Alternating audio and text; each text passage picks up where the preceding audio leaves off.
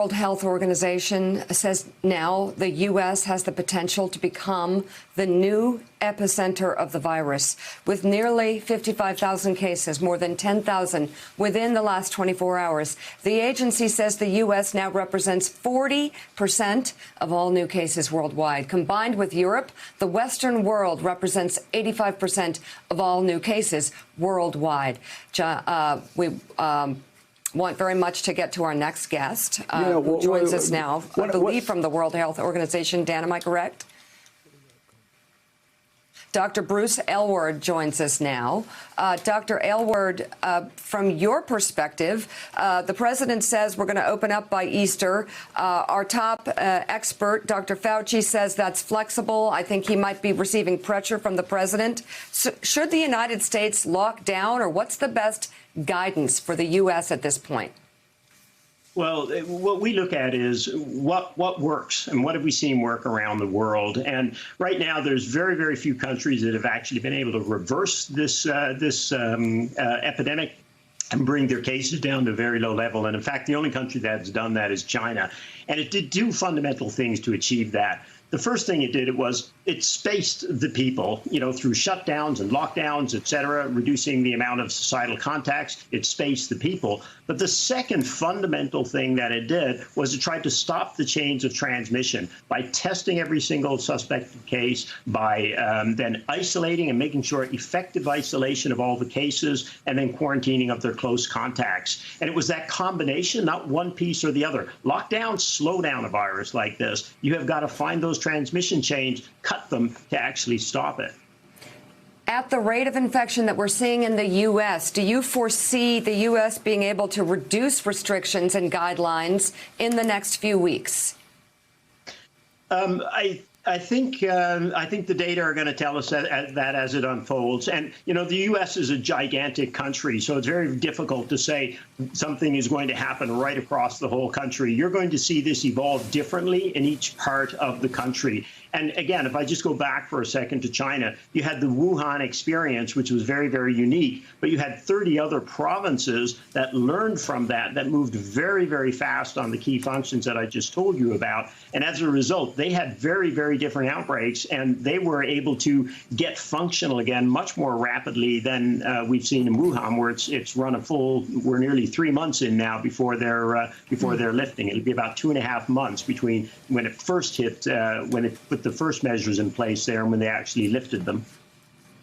Doctor, I want to show you a chart that we've been showing our audience this morning. I'm not sure if you can see it where you are, but this chart actually, it's the Johns Hopkins numbers, and that the Financial Times puts in every day. If we can zoom in, guys, like we did last time, the United States obviously above everybody else now, above China, above Spain, and we're actually much closer to the line where we double every 2 days. There's another chart I'm not going to show here that shows New York City's rate of infection going straight up. What is you see the United States and Spain and Italy? I wanted to ask how if we separate and Americans get more aggressive on that, how long until that trend line starts to curve? Because we obviously are going to zoom past China and Italy and Spain within the next 2 days, actually. Yeah. So the critical thing when you've got a rapidly increasing rate of increase of disease like this, and you have fabulous experts, the best people in the world there in the U.S. guiding on this, people like Tony are just superb.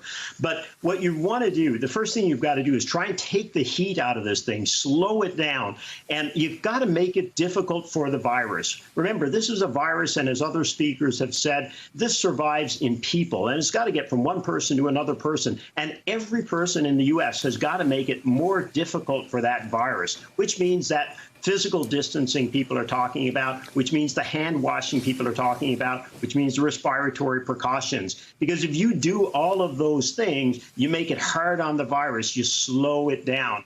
Now, it takes a little time to see the impact of those. It can take as much as 2 weeks, even if you do it extremely well, because remember, as soon as you put those in place, you already have a lot of people who've been exposed. They're incubating the disease, and that can take 1-2 weeks for the incubated disease, let's say, to manifest. So it can take a while for those measures to kick in. And that's very difficult for a population. It's very frustrating for a population. And it's really, really hard for the people, the leaders who have to guide a population through these kind of measures. Doctor, we're going to stay with you. I'm going to thank Jon Meacham for being with us as we continue talking. Thank you so much, Jon. Doctor, you look at the chart, and what's remarkable to me is how East does not meet West. The difference between countries in the East and countries in the Western civilization. And yes, we could say that China, of course, imposed restrictions that we can't in a democracy, but Japan is a democracy, South Korea a democracy. And you see that South Korea, Japan, Singapore, and Hong Kong, these 4 Asian countries or city-states, were able to flatten the curve extraordinarily well. Talk about the difference between what's happened in Asia and what's happened in Europe and the United States.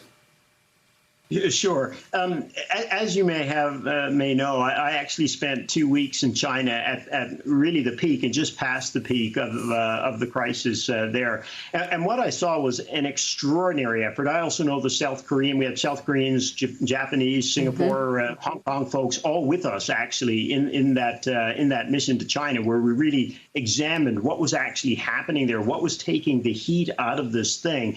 And you know, what was most striking for me was the Asian society. It wasn't what I was being told in terms of the measures being imposed by government. It was the passion, the diligence, the sense of responsibility, the seriousness of the average Chinese. And I want to use that term very carefully because they weren't average. They were extraordinary people. But they were driven by a sense of collective responsibility for their elderly, for their population. And they just had an extraordinary understanding of the disease and a commitment to do what was ever necessary. You know, my translator, when I was in Wuhan, this was a young woman who was from another part of China, just happened to be in Wuhan on the day the lockdown came, and she was there for a month at that point. And I asked her, I said, wow, this must be really difficult.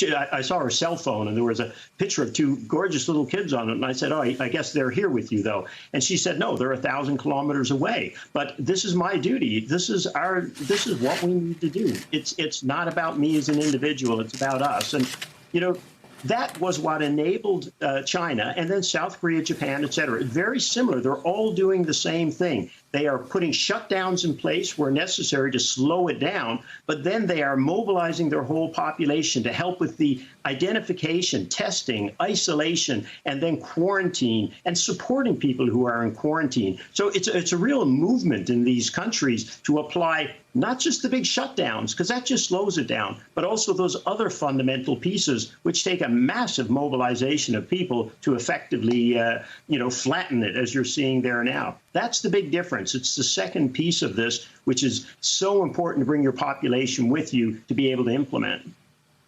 Well, and of course, unfortunately, the state of Florida, while we keep this chart up, we've been seeing pictures of spring break. We've seen pictures of hundreds and hundreds of students on sandbar. I had one person who took their boat past that sandbar telling me that he's lived here his entire life and it was the most crowded the sandbar ever was. That's while our rate is still going up. Golf courses across Florida, New Orleans, they can't actually. The tee times are more jammed. The golf courses are more jammed than ever. There's a real sense that what you saw in Asia, we're not seeing here. I want to show you the next chart, Doctor, and this is of cities and regions that have been impacted.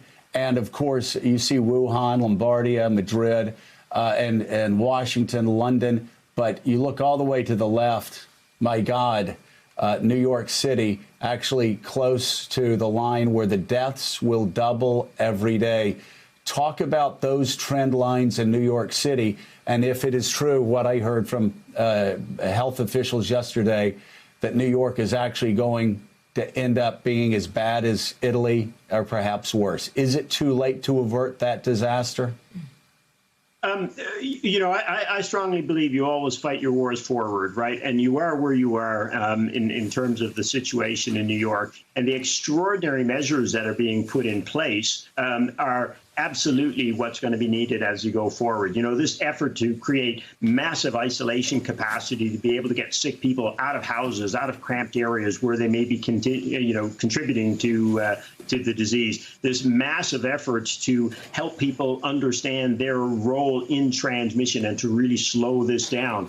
Because if you want to save lives in a crisis like this, part of it is treating the sick, yes, but the other thing is you have got to reduce the number of sick so that your health facilities, your fabulous doctors, nurses, healthcare workers, physios in New York can do their life-saving work. But you got to take some of the strain off them by taking some of the heat out of this thing, by properly isolating the mild cases as well, making sure everyone who has COVID know they have it. Because one of the dangers with this disease, they call it a mild illness, but the reality is people will get the virus. They may feel better a couple of days later, and then they think, well, now I'm fine. I can wander back out into society. But those healthy people who had mild disease can still shed that virus for 14 days, which means they could go back out and start this thing all over again. So, you've got to address all of those pieces if you want that trend line in New York to change. Can it change? Absolutely. But that requires all of the people of New York working with the governor, working with the mayor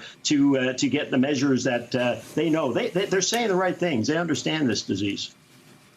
Yep. Dr. Bruce Aylward, thank you very much for being on with us this morning. Thank you so much. And sharing your absolute expertise. Thanks for checking out MSNBC on YouTube, and make sure you subscribe to stay up to date on the day's biggest stories. And you can click on any of the videos around us to watch more from Morning Joe and MSNBC. Thanks so much for watching.